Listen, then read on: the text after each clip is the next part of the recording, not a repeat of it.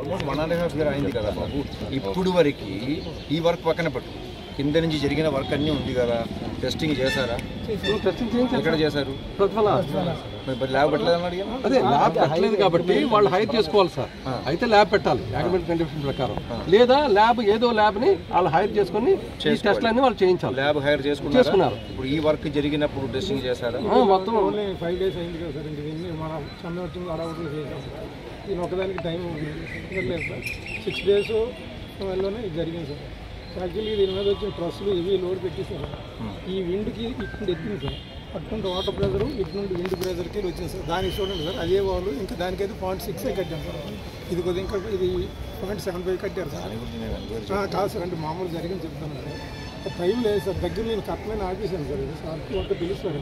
ఇది drawing office వస్తే కట్టమని చెప్పి మీ మీద ఒత్తిడి ఎవరు చేశారు? ఒత్తిడి కదా, చందనం వచ్చింది చెయ్యండి నేను చేశారు కదా.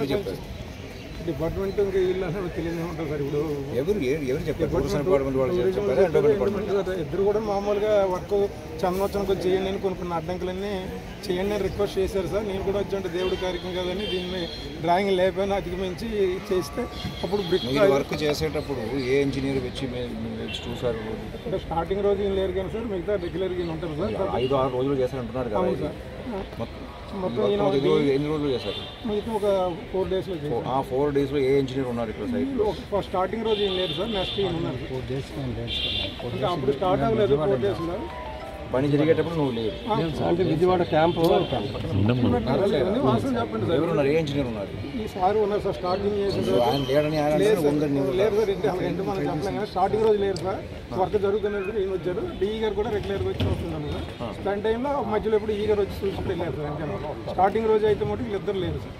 ఆ వాళ్ళకి ఎడుతుడు ఉన్నారు, నీ వాళ్ళకి ఎడుతుడు. స్టార్టింగ్ రోజు ఇద్దరు లేరు సార్.